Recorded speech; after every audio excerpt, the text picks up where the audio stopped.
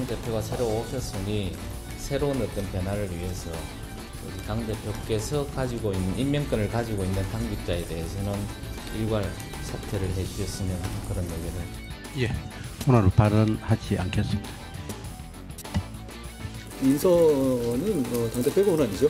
변화하는 모습을 신속히 보여달라는 지난 전당대회에서의 당신과 인심을 따르지 않을 수 없습니다. 결국은 우리 당의 분열을 막기 위해서는 제가 사퇴하는 게 맞겠다라는 생각을 가지고 정점식 의원님께서 이 대승적 차원에서 본인이 그렇게 말씀해 주신 것에 대해서 저는 대단히 고맙게 생각합니다. 분위기는 어떻습니까, 보시기에? 뭐 그렇게 황쾌한 분위기는 아닌 그렇죠. 것 같기도 한데요. 공개적으로 뭐 새로운 대표 지도부에서 뭐 일관 사퇴 요구 등을 하지 않았습니까? 근데 이런 부분이 결국은 이제 사퇴로 기결되니까 저 같은 경우는 솔직히 불만이 있습니다. 사실 저는 황 위원장님께 배우는 거지만 친소관계라든가 뭐 그런 거를 따지지는 않아요. 그러니까 김상원 우리 의원님께서는 저랑 그렇게 아주 가까운 개인적인 어떤 그런 우정을 나눌 기회는 없었고, 저는 개파 프레임을 되게 싫어하는 사람이라서 그 언론에서는 그렇게 다루었던데 저는 제가 비상대책위원회도 해봤지만 최고위 석상에서 뭐 4대5, 5대4 그렇게 불거질 일이 사실은 없습니다. 네, 한 주간 있었던 정치권 소식 네 분 모시고 자세히 짚어보겠습니다. 이동학 전 더불어민주당 최고위원, 박창환 장한대 특임교수, 송영훈 전 국민의힘 중앙선대위 대변인, 최수영 전 대통령직 인수위 전문위원과 함께합니다. 안녕하세요. 안녕하세요. 예. 이번 주는 이제 윤석열 대통령과 한동훈 대표의 만남도 좀 있었고요. 그다음에 점정식 정책위 의장의 사퇴 문제를 놓고 조금 긴장 국면도 좀 있었습니다. 하나하나씩 좀 풀어가도록 하겠습니다. 이게 두 개가 맞물려 있어가지고요, 그렇죠? 정점식 그 정책위 의장의 사퇴는 한동훈 대표와 윤석열 대통령의 만남의 결과다라고 보시는 건지, 두 분의 만남과는 관계없이 예정됐던 수순이다라고 보시는지.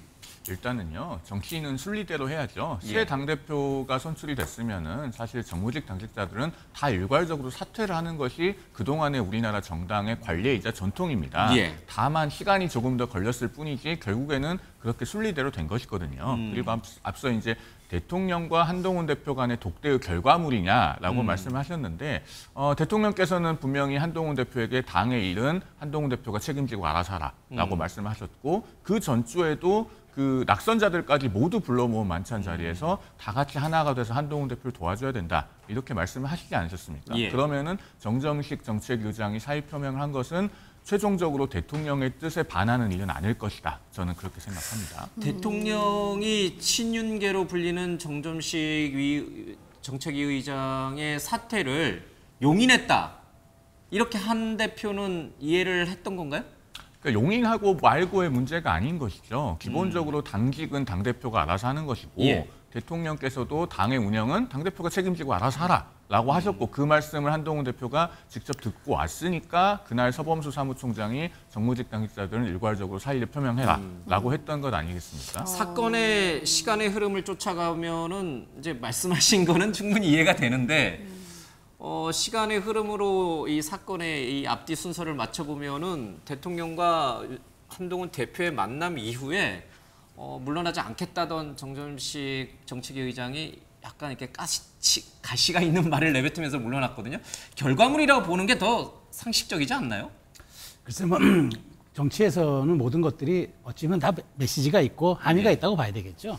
저는 정점식 의장이 초반에는 아마 그 사의를 표명할 생각이 있었습니다. 저는 사의를 표명했을 거라고 봐요. 근데 당분간은 저는 갈 거라고 생각을 했는데, 이게 왜 바뀌었느냐. 제가 보기에 이 문제가 한동훈식 리더십의 제1 이슈가 돼버린 거예요. 그러니까 그래서 이 자체가 친윤과 친한의 갈등으로 비춰지는 게 아마 정점식 의장 입장에서는 굉장히 부담스러웠을 거고, 제가 알기로도 한동훈 대표도 정점식 의장에 대해서 개인적인 호감도 있고, 그다음에 검사 선배로서 굉장히 또 인정하는 부분도 있고, 또 당에서 소탈하고 친화력적인 측면도 있었음에도 불구하고 이 문제가 지금 일주일을 끌어왔는데 2주, 3주까지 끌어간다? 그러니까 한동훈이 무엇을 보여주느냐가 국민의힘 대표 출범 이후의 첫 문제가 아니라 이게 친한과 친한 친윤의 갈등이 어디까지 가는 게가 이슈가 돼버리니까 예. 이거를 페이드아웃 출구 전략을 짜지 않고서는 안 되는 거였죠. 예. 그러다 보니까 그 사이에 정진석 비서실장도 등장하고 여러가 오고 갔습니다만은 그럼에도 불구하고 이거는 막 바뀌는 게 맞겠다라는 게 양쪽의 약간 전략적 합의 같아요. 다만 그 측면에서 새롭게 되는 사람이 아예 한동훈 색채가 강한 사람이 아니라 영남 중진을 갖다가 개파색이 어떤 사람 앉힘으로써 한동훈 대표도 나 당을 한동훈의 모든 사람을 채울 생각은 아닙니다라는 시그널을 줬고 친윤 입장에서도 그래 그럼 당분간 당신이 맡아서 당을 운영해보고 평가 한번 받아보시오라는 이제 말하자면 이제 그 합의를 해준 저는 전략적 제휴의 일환이라고 봅니다. 전략적 제휴, 그러니까 원만하게 잘 그렇죠. 출구 전략을 짜서 아름다운 모습으로 정점식 정책위 의장이 물러나도록 만든 것이다. 그게 한 8일간의 이제 그 어떤 타임라인으로 봐야 양측에 굉장히 조율된 네. 그런 결과물이다라고 주장을 하시네요. 예, 동의합니까? 우당탕탕이죠. 최악만 피했다. 박정희 교수님 저런 말 하실 줄 알았어요. 네. 아니 맨 당대표 되자마자 핵심 공약이었던 제3자 추천 특검에 대해서 이런 거는 이거 원내대표 중심으로 풀어가야 되는 거 아닙니까? 라고 견제구가 한번 들어왔습니다. 네. 그것 때문에 난리가 났어요. 그 다음에는 정정식 이 정책위 의장 인사권 놓고 친윤 주류가 한 목소리로 탕평을 얘기했습니다. 말이 탕평이지 사실상 인사권 행사하지 말라는 거예요. 지도부의 과반 구성을 친윤 중심으로 가자. 당대표인 거 인정할 테니까 이거였단 말이에요. 근데 안 먹혔어요. 안 먹히니까 결국은 비서실장이 주도를 했는지 뭐 했는지 모르겠지만 대통령까지 압박을 넣은 겁니다. 용산으로 불러서 압박을 넣은 거예요. 다 같이 이렇게 내 사람 만들면서 하는 게 좋지 않아요? 라고 했는데 그것도 거절을 한 거예요. 그러니까 결국 그럼 마지막 길은 뭐냐? 의총에서 표대결하는 것밖에 없습니다. 네. 자, 그럼 지난 총선에서 국민들한테 심판받았죠. 또 전당대회에서 당원들한테 버림받았죠. 만약에 의총에서 표대결을 갔는데 대통령이 졌다. 친윤이 졌다. 그러면은 정말 대통령은 레임덕이 아니라 그냥 대드덕인 거예요. 그러니까 최악을 피하는 이 결과만 남은 거지 과정이 아름답다고 볼 수 없다. 부드러웠지 않았어요. 정말로. 네, 뭐 양쪽의 해석이 조금 다른 것 같습니다. 이제 대통령이 한동훈 대표를 불러서 이 사람 저 사람 폭넓게 좀 포용을 하라라고 얘기를 한 것을 두고 한쪽에서는 한동훈 대표에게 힘을 실어준 거다라는 해석을 하시고 계시고 한쪽에서는 윤석열 대통령이 사실상 완강하게 이제 유임을 얘기를 한 거다라는 해석이신데 이동학 위원님께서는 어떻게 보십니까? 저는 좀 무리한 해석이라고 보고요. 처음부터 물러나고 싶었어도 못 물러나는 상황이었던 거예요. 왜냐하면 앞에는 한동훈 대표가 민심과 당심을 얻어서 대표가 돼서 딱 서 있단 말이에요. 근데 본인은 비대위원장 시절에 임명되신 분이잖아요. 근데 자기 뒤에 대통령이 있단 말이에요. 대통령의 의중이 물러나지 마라고 하는 의중이 명확하게 전달됐을 것이라고 보고 본인의 의지와는 다르게 본인이 몽리를 부리는 그 몽리로서 존재했던 거예요. 지난 일주일 동안. 그러면서도 어쨌든 민심과 당심의 심판을 받았음에도 불구하고 대통령은 여전히 이 사실을 받아들이고 싶지 않은 모습인 거예요. 근데 이런 상황에서 결국 대통령의 리더십이라는 게 계속해서 유지될 수 있는가? 그런데 저는 이제 마지막에 결국엔 정책위 의장이 저는 처음 보는 장면이었는데 기자회견을 하면서 당의 통합과 화합을 위해서 물러나겠다. 지금까지 당의 통합과 화합을 방해했으면서 갑자기 그런 말을 던지면서 물러나겠다고 기자회견 한 것도 전 처음 봤어요. 근데 저렇게 물러났음에도 불구하고 마지막에 뼈 있는 말을 남겼잖아요. 그러니까 그런 것을 보면서 이거는 일단락된 게 아니라 앞으로 2번, 3번의 어마어마한 갈등이 예고되고 있는 것이다. 저는 이렇게 판단할 수밖에 없습니다. 삼겹살 만찬 이후에 윤석열 대통령과 한동훈 대표가 단독으로 이제 만나다 보니까 이러면 이제 갈등은 이렇게 끝이 나는 건가, 봉합이 된 건가 이런 시선들이 좀 있었는데 오히려 이제 갈등은 시작이 됐다, 불씨가 살아 있다라는 해석인데요. 어떻게 저는 생각하십니까? 거기에 동의하지 않습니다. 일단은요.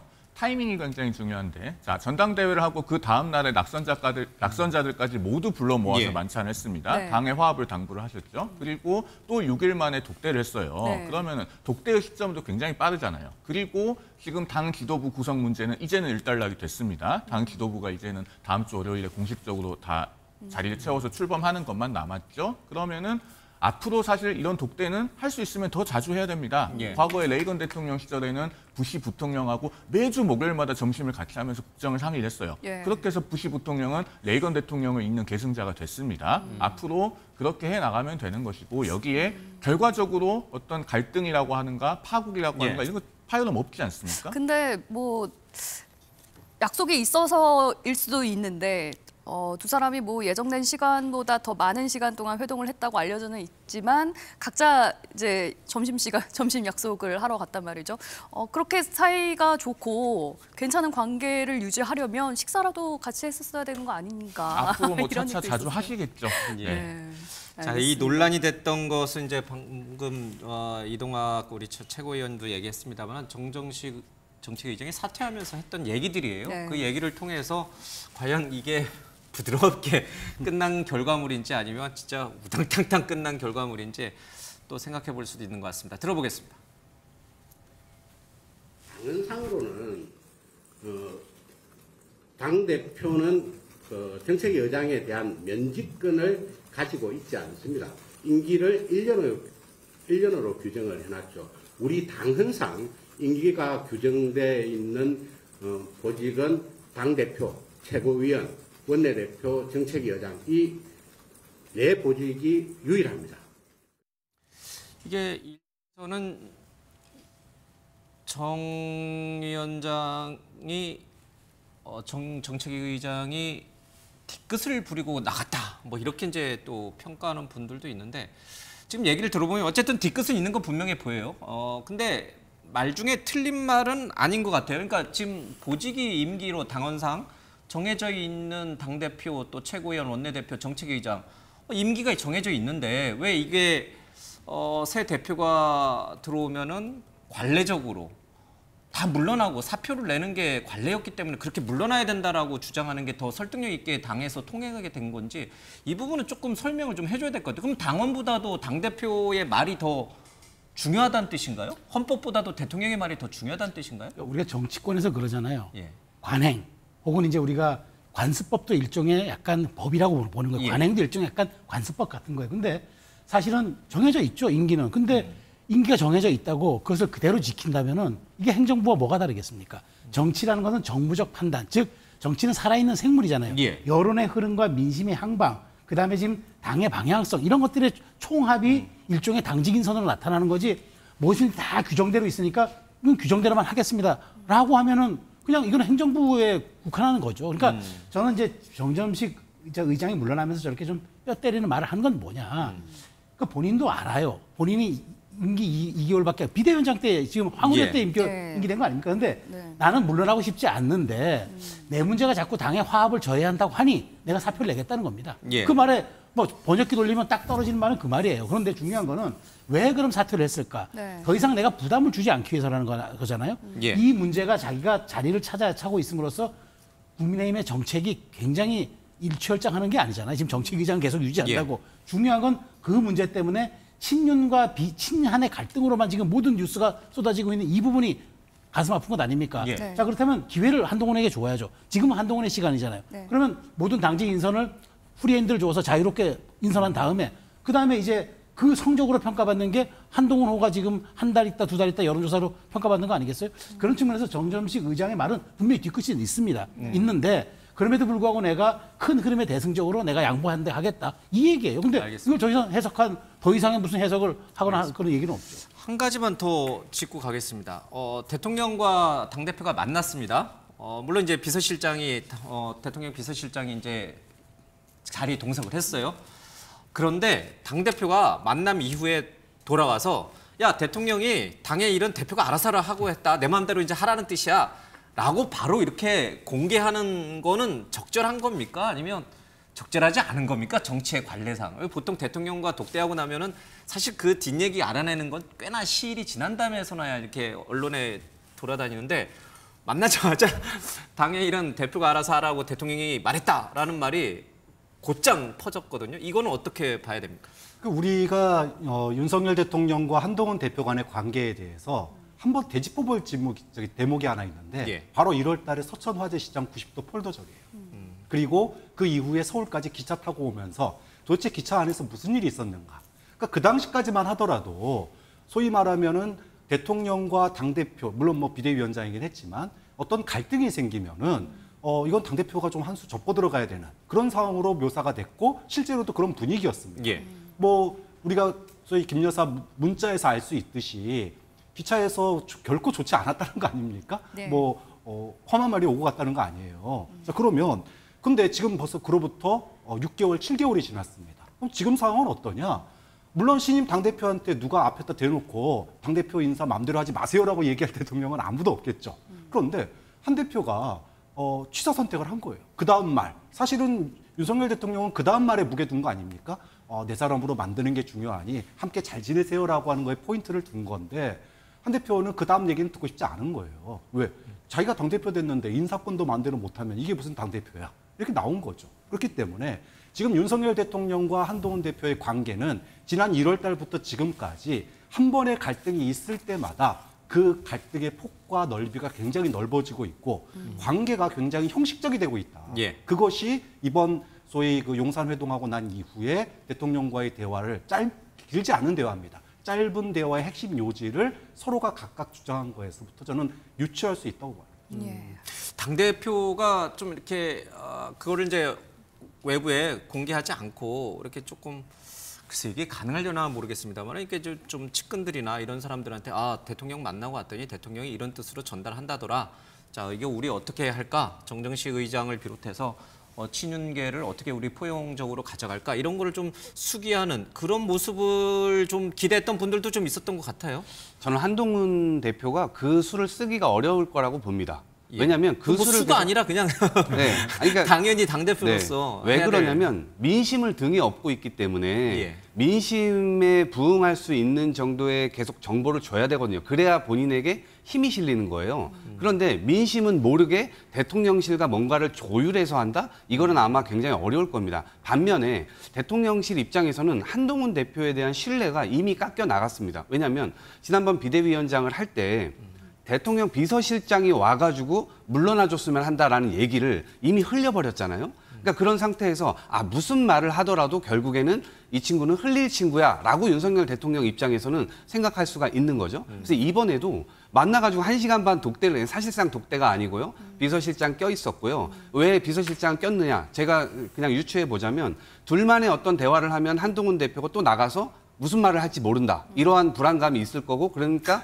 제3자를 낄 수밖에 없었던 거예요. 예. 근데 처음부터 1시간 반을 만난 것도 아니고 처음에 한동훈 대표와 비서실장이 한 30-40분 정도 먼저 얘기를 나누고 그 뒤에 오셔가지고 사실상 현안 문제는 다루지 않고 옛날 추억 얘기하고 이런 걸로 됐잖아요. 그리고 나와서 나오는 대통령님의 워딩만 계속 나왔단 말이에요. 한동훈 대표가 무엇을 얘기했는지에 대해서 얘기하지 않아요. 국민들이 관심 있어하는 김건희 특검이나 최상병 특검이나 이런 문제를 다뤘다라는 주제도 얘기가 나오지 않죠. 저는 일방적으로 대통령 혼자서만 90% 이상을 얘기하셨을 거라고 생각을 하고요. 한동훈 대표는 거기에서 그냥 경청만 했을 거라고 생각합니다. 그러니까 마지막 워딩도 결국엔 대통령님 걱정하지 않도록 제가 잘 하겠습니다. 요 워딩만 한동훈 대표의 워딩으로 나오거든요. 네. 그래서 그런 측면에서 봤을 때 아마 서로 간의 신뢰는 손상됐고 그 손상된 신뢰를 다시 회복시키기에는 굉장히 좀 어려운 거 아닌가? 그게 민심과 윤심의 충돌 지점에서 나타나고 있는 겁니다. 이건 반론을 좀 드리고 가야 될 것 같습니다. 반박하십시오. 두 분 야권 패널께서는 어떻게든 당정 관계가 좀 불협화음이 생기고 파탄이 났으면 하는 바람을 갖고 평론을 하시는 것 같다는 그런 생각이 듭니다. 대화를 공개한 문제는요. 1월 달에 그 서천 화재 현장에서 조우했을 때 그때하고는 지금 상황이 많이 달라졌겠죠. 한동훈 대표 본인이 대통령을 만나 뵙고 말씀을 듣고 또 말씀을 드리고 하면서 그 온도차, 뉘앙스 이런 거 다 가늠했지 않겠습니까? 그리고 1시간 반의 독대를 통해서 대통령과 과거에 이제 오해가 있었던 부분도 많이 해소가 되고 그런 대화를 공개해도 될 만한 상황이니까 공개를 했을 겁니다. 그리고 우리 언론이 물어보면은 그것에 대해서 답을 하는 것이 또 정치인의 책무이기도 하죠. 그런 차원에서 이해할 수 있을 것이고요. 그다음에 여당의 정책위의장이 언제부터 그렇게 중요한 자리였다고 대통령께서 감나라 배나라 하면서 뭐 누구를 물러나게 하면 안 된다, 물러나게 해야 된다. 중요한 자리입니다. 이렇게 말씀하셨겠습니까? 아니 지금 민주당 정책위의장은 국민들께서 사실 누군지도 잘 모르세요. 여당의 정책위의장은 또 다른. 지금 국회는 민주당이 압도적 다수당이어서 민주당이 동의하지 않으면 아무것도 할 수 없죠. 그런 상황입니다. 네. 뭐 정책위의장 자리를 두고 이렇게 시끄러웠던 적이 있었나 싶은 생각이 드는데 그만큼 정책위의장 교체되기까지 참 순조롭진 않았던 것 같습니다. 어쨌든 새 정책위의장 자리에는 대구 4선의 김상훈 신임 정책위의장이 임명이 됐는데요. 관련해서 먼저 준비된 영상부터 보고 오시겠습니다. 들어가겠습니다.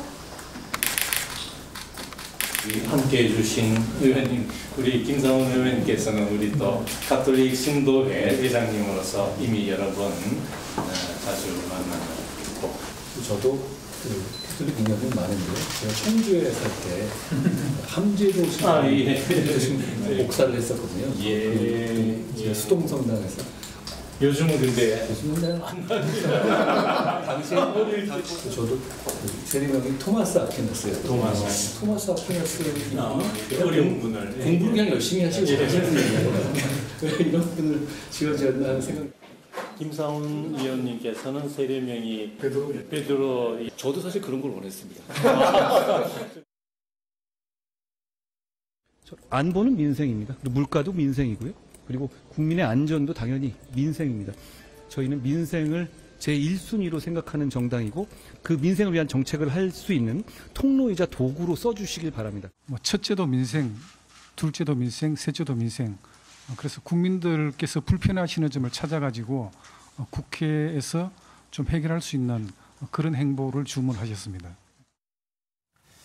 예, 새 정책위 의장의 사선의 김상훈 의원이 좀 선임이 됐고 뭐 양쪽 친한 게 모두 원만한 또 성품을 가지신 분이다라고 해서 또 환영하는 모습이 있으니까 아마 좀 지도부가 그렇죠? 한동훈 대표로 이제 시작이 되는 지도부가 좀 조기 안착이 좀 될 것 같습니다. 다른 주제로 좀 넘어가도록 하겠습니다. 앞서 잠깐 유정복 시장이 이제 인천시장 얘기를 잠깐 해서 지금 12개 이 국민의힘 소속의 광역 도지사, 광역단체장들이 이제 앞으로 시도지사 협의회를 출범시켜서 뭐 필요하다면 한동훈 대표가 이끄는 최고위원 회의에 와서 좀 얘기도 좀 하고 발언권도 하겠다 이제 이렇게 해서 순수한 마음이다. 당과 대통령 윤석열 정부의 성공을 위해서 순수한 마음으로 이제 그렇게 한다라고 이제 말씀드렸습니다. 그래서 이제 그 말은 그대로 믿겠습니다. 이제 거기에 대고 뭐 우리가 사실이 아니다 이렇게 이제 토를 달 수는 없으니까 좀 말씀 다 하시고 가셨으니까.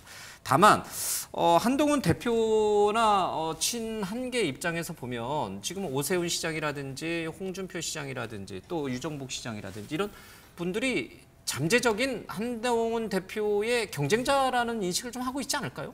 그렇죠. 그래서 이게 눈길을 끈 겁니다. 한동훈 대표가 당선된 지 이제 한 열흘 가까이 돼가는데 예. 뭐 되고 나서 여기저기서 태클이 들어와요.